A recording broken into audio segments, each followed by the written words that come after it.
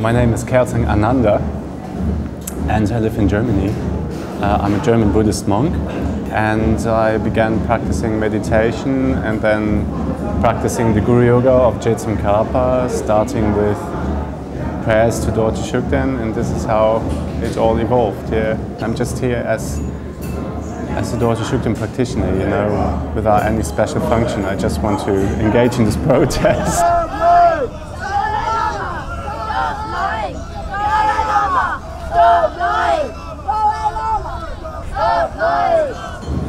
That issue was very, very fresh, and I didn't know much about it, but then I read some literature, and I must say what had quite a big effect on my mind was reading the mongoose canine letter that circulated within the Tibetan exile community back in the 90s, and I read it and I was quite shocked. But I did my own investigation a little bit and I realized some things. So yeah, in this way, through finding out myself, through reading, through talking to people also, learning, I realized what the situation is for the Tibetans, mainly for the Tibetans in exile. It took me a while, I must say, to gain a clear understanding of the situation of Dorje Shugden practitioners and the Tibetan situation.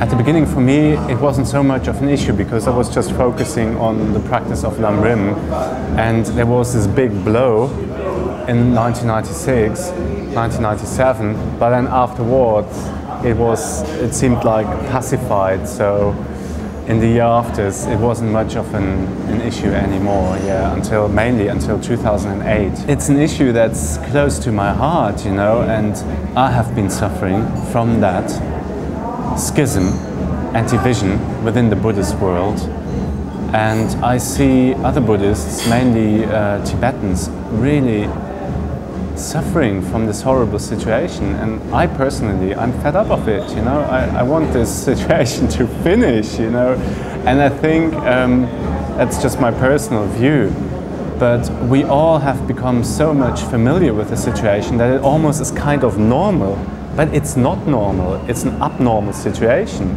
you know, that people, they are being discriminated and ostracized for their faith, for their belief. And that's not right, and I wanted to stop, you know, which is why I'm here. And because the Dalai Lama isn't listening, like, so we have to shout, you know, and I think it's working. So I feel very encouraged, and I see many, many positive effects of these protests, which is why I enjoy being part of it, you know.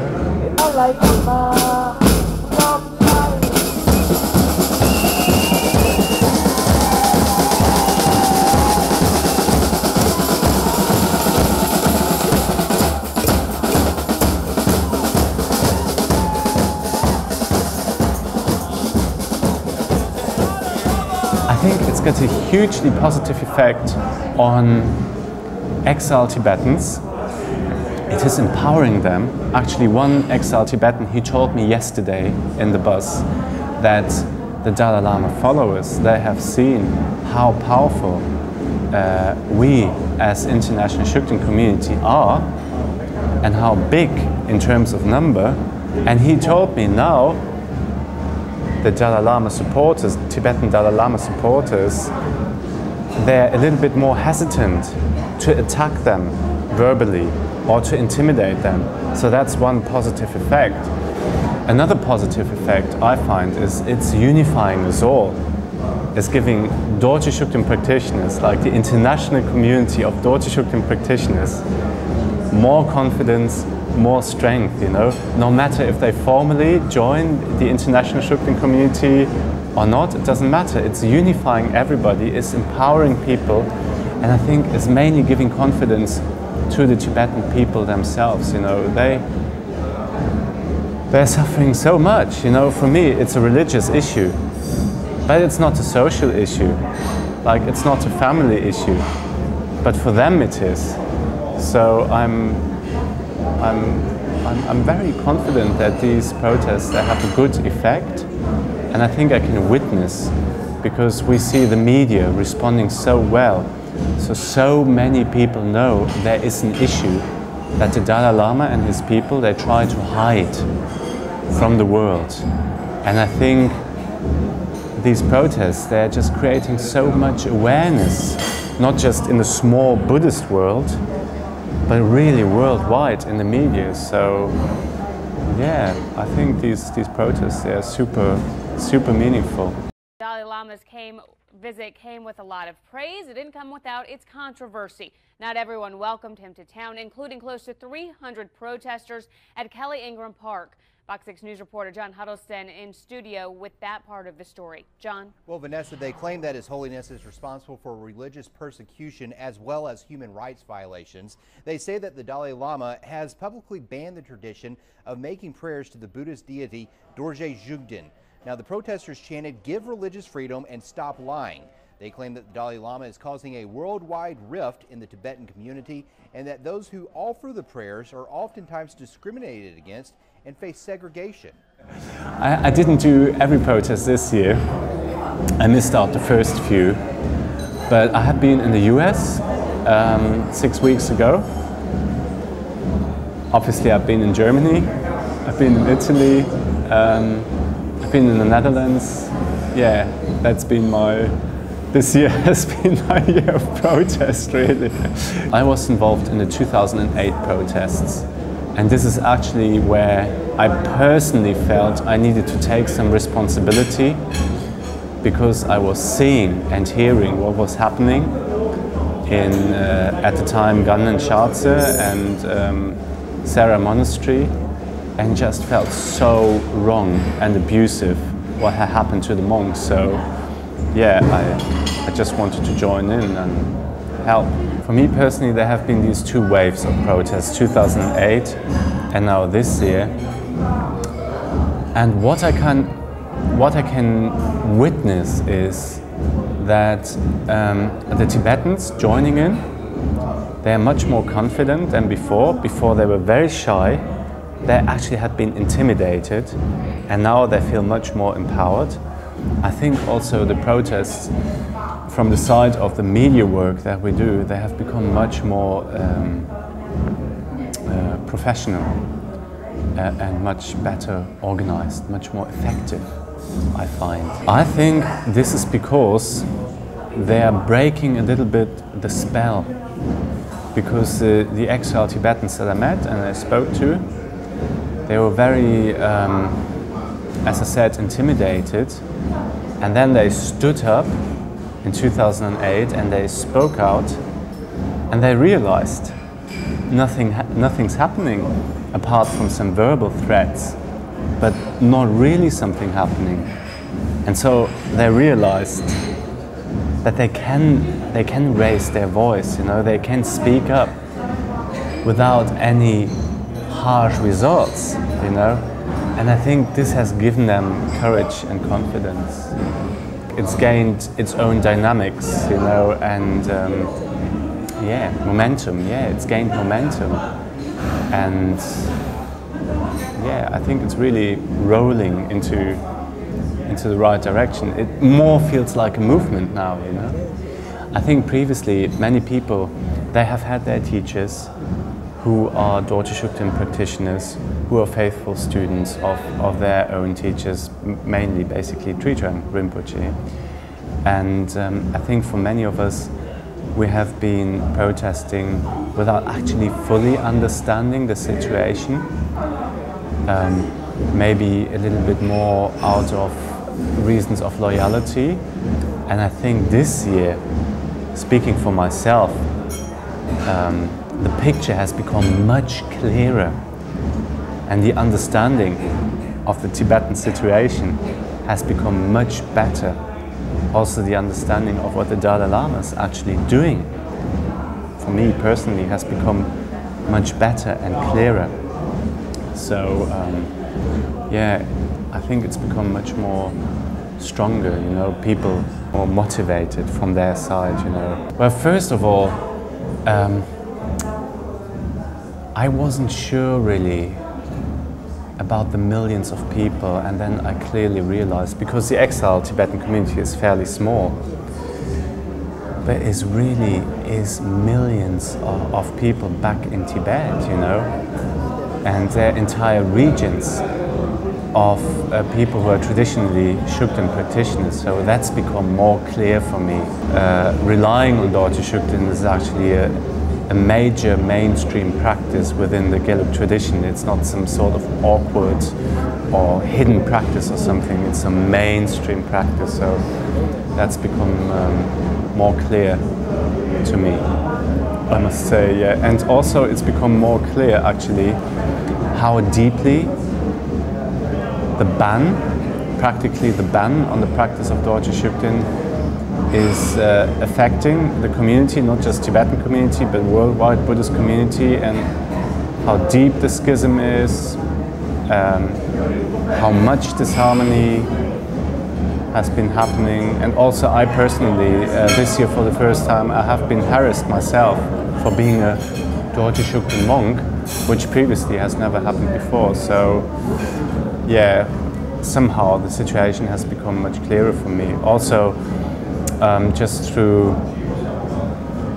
witnessing, you know, what the Dalai Lama organization, the CTA, is doing, for example, criminalizing people by law, you know, etc. So I think things are getting clearer and clearer and clearer. Yeah. I met a Tibetan guy in the Berlin tube, and he approached me, oh, respectfully, blah, blah, blah. And then he wanted to find out like who my teacher is. And when I told him, he immediately began discriminating, saying, you're a Shugden monk, etc., you know. And I said, hey, hold on, you know.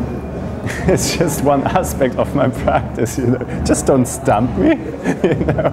Shugden monk, like, oh, blah, blah, blah. And he began to film me, and he wanted to prompt me to make some inflammatory statements. And I said, hold on, you know, you can't just film people in public without them agreeing to it. He was a Tibetan guy. He introduced himself as the leader of the Tibetans in Berlin. I was thinking, oh boy, you know. So, so he wanted to discuss, and I said, hey, you know, he was so tight-minded, and I said, I don't think there's much point in discussing, you know, because you need to have an open mind to discuss, you know. And so I said, you know what, I'm going to take the tube, bye-bye.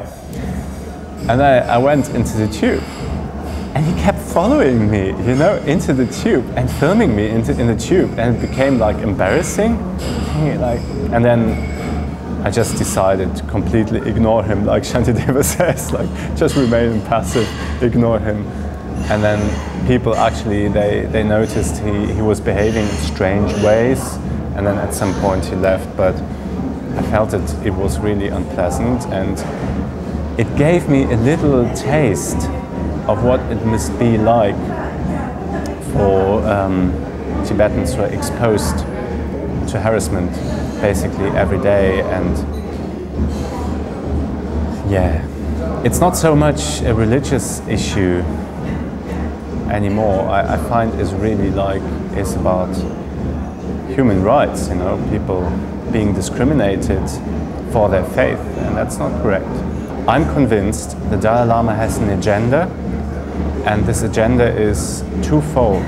Once, he tries very hard to remove Dorje Shugden practitioners from the Tibetan exile communities, as has happened in the past, removing them from the monasteries, removing them from the settlements, removing them from their jobs, etc., from community life. But secondly, he's also trying to remove Shugden practitioners, even in the West, from the Buddhist communities, you know. For example, there are Buddhist associations in European countries. If your center is identified as a center who's worshipping Dorje Shugden, they not allow you to join them. So that's also discriminating. So my understanding is the Dalai Lama is not just trying very hard to remove Shugden practitioners, from the Tibetan community, but also removing practitioners worldwide from the Buddhist community by branding them as spirit worshippers, you know, not Buddhist people, spirit worshippers. Oh yeah, totally. They're totally misinformed, and I feel that's part of my reason for joining this protest. I think we have to educate people, you know, because from one point of view, they're these human rights abusers, people they're suffering, you know, for their faith.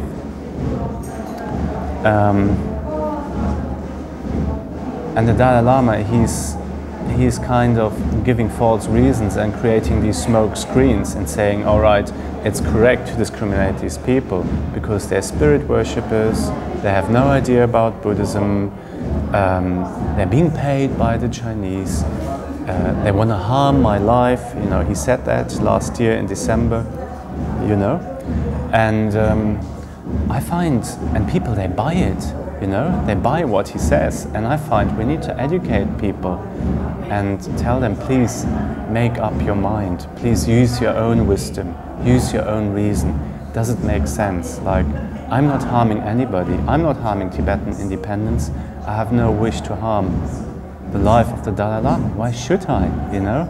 I'm not harming the Tibetan people. So, please, make up your mind, you know, don't be fooled by words, you know? I'm very surprised about that because it's very often people you wouldn't expect them, you know, because people who are normally like, who make up their own mind, who are educated, who like critical thinking, you know, and then they kind of blindly follow and eat whatever the Dalai Lama tells them, and maybe it's blind faith and misinformation, you know. One German journalist, he said many years ago, and he was a freelance journalist, he said the Dalai Lama, he's got the best PR machine in the entire world that he's known. Yeah, so he's got a gigantic PR machine, you know, he's got a network, he's in the business for 5 decades, so it's very easy for him to create public opinion, you know.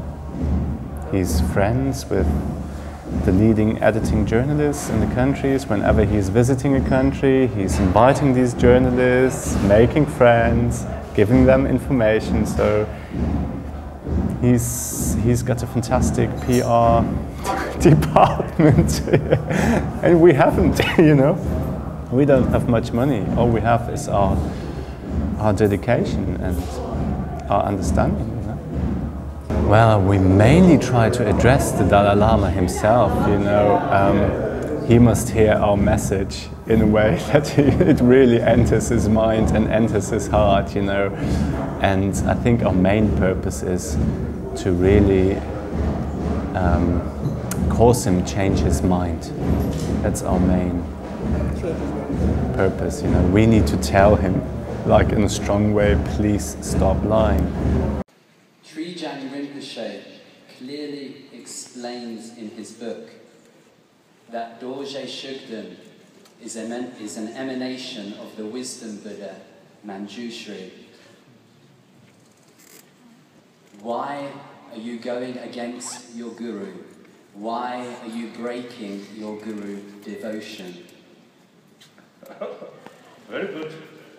You see, you got one-side information. Stop lying. And this is because otherwise he wouldn't hear us or he wouldn't listen. So it needs to be strong. I remember the first protests, they were very humble, who were standing there, Om Mani Padme Hum, etc. It had no effect, no result on him. And then 2008 was a little bit stronger, a little bit more forceful, it had better effect. And you know, there had been signature campaigns, like I think 20,000 signatures that had been collected many years ago, given to him. Requests have been made for dialogue, letters have been written, no reaction. So it's like, that's the only way to address him, you know. And of course it's embarrassing for him. Wherever he goes, there's this bunch of people shouting at him.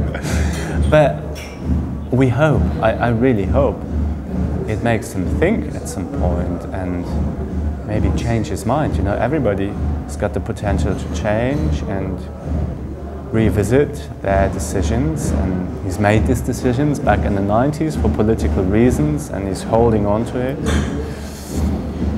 Look at the 5th Dalai Lama, he changed his mind, so the Dalai Lama said he's following the 5th, so he also can change his mind, you know. Well, I see a progress in the sense that the media are beginning to understand what the point is, you know. They're beginning to understand what the situation is, and this is creating more pressure. The Dalai Lama is revered in much of the world as a promoter of peace, harmony and tolerance, but on his current visit to Australia, some fellow Buddhists have labelled him a spiritual dictator and a hypocrite who tells lies and suppresses religious freedom. So what's behind this rift? And also what I can witness is very nervous reactions from the Central Tibetan administrations, which means it's really getting closer to their bone. Yeah. Also, it's damaging their business, you know? And when the effect is reaching our pockets, you know, that's also another strong reason to change your mind. No, that's another lie, you know? For me, I mean, just call things by their name. It's another lie to say Shugden protesters, they're aggressive, they're extremists, they're violent. They want to paint this picture of us. The only people I have seen who were violent were Dalai Lama supporters who had acted in very, very rude and sometimes violent ways. Like I witnessed in the US, in Boston, groups of Dalai Lama supporters really getting physical, so the police had to go in between. I witnessed in 2008 in New York City on the American avenues, very, very violent Tibetan people, Dalai Lama supporters coming straight out of a teaching on the Four Noble Truths. So the only violent people I've seen were Dalai Lama supporters, unfortunately. And his security has to do a lot.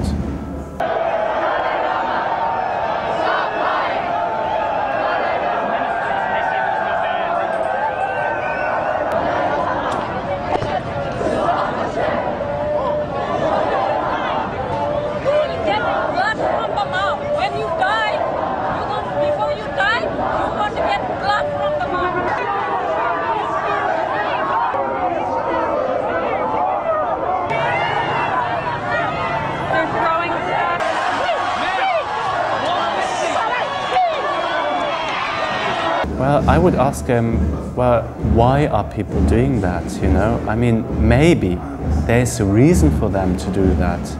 It's not that, you know, they are bored, you know? So they have a reason, and they're suffering, you know?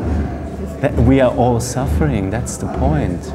And this is why we take action and we protest, you know? I mean, these people have been suffering for 18 years. And it's enough now, you know? I mean, I have better things to do than in reality, you know? But we've all had enough now. And we want this situation to stop and to change. This is why monks and nuns, they're on the street, you know? Because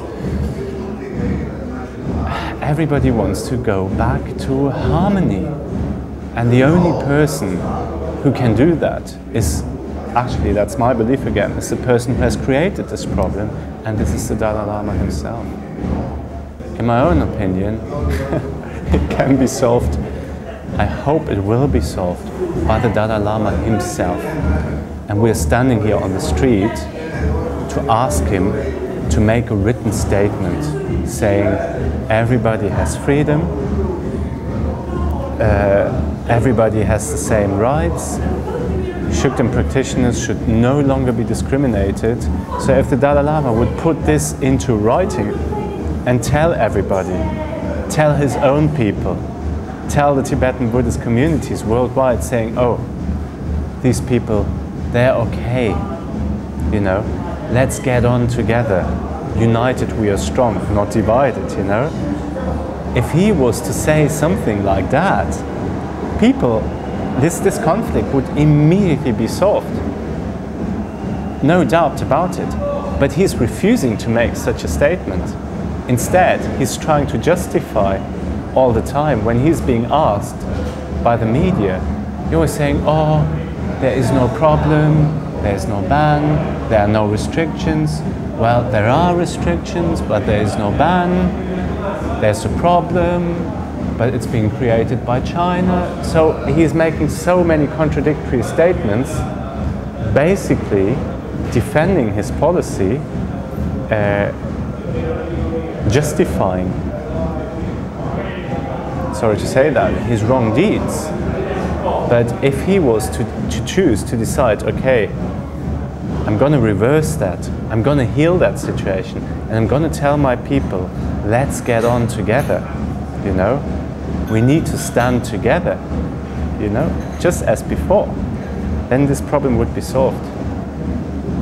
So it's really up to him, and it's so easy in reality, you know. But as you know, as Buddhist practitioners, sometimes changing your mind is the hardest job. But sometimes people, they're trying to help you to do that. So we are not enemies. We want to help the Dalai Lama to get back on the right path, you know.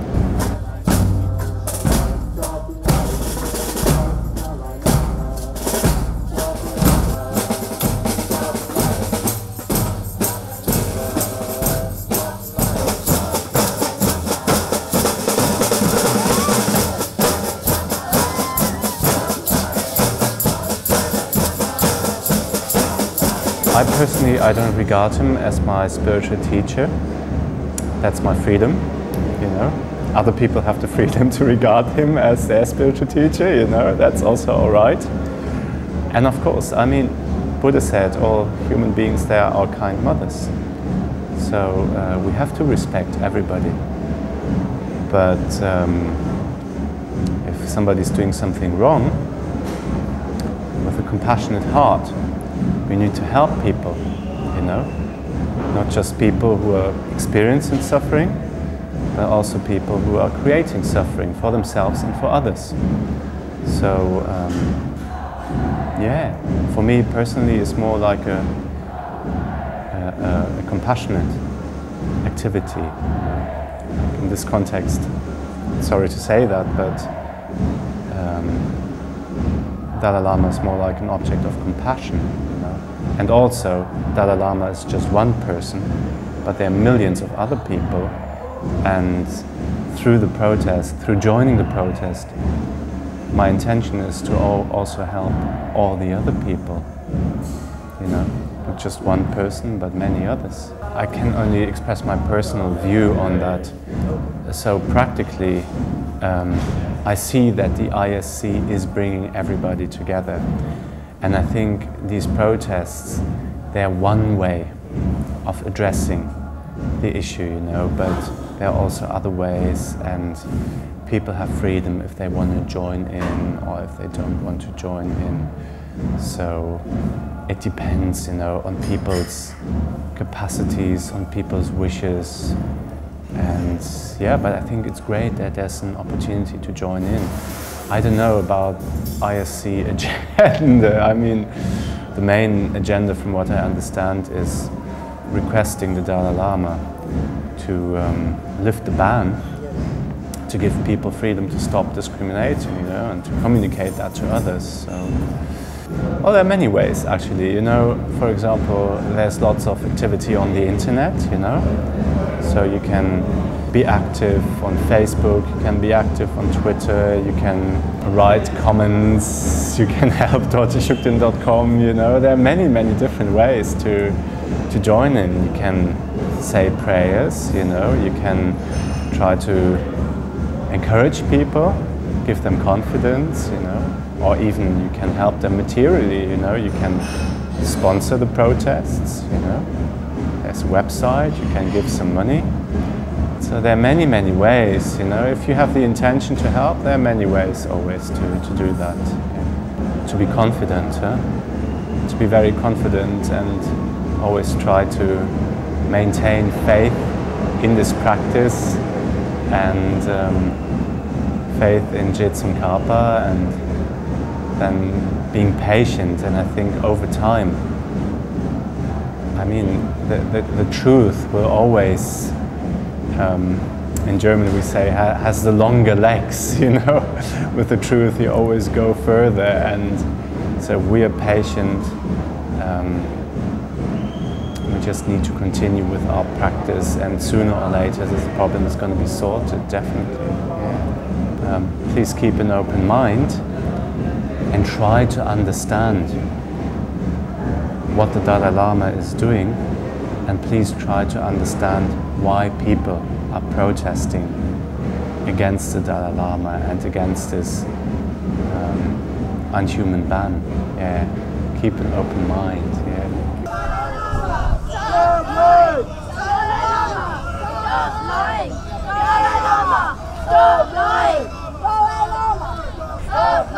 I'm doing this interview for DorjeShugden.com.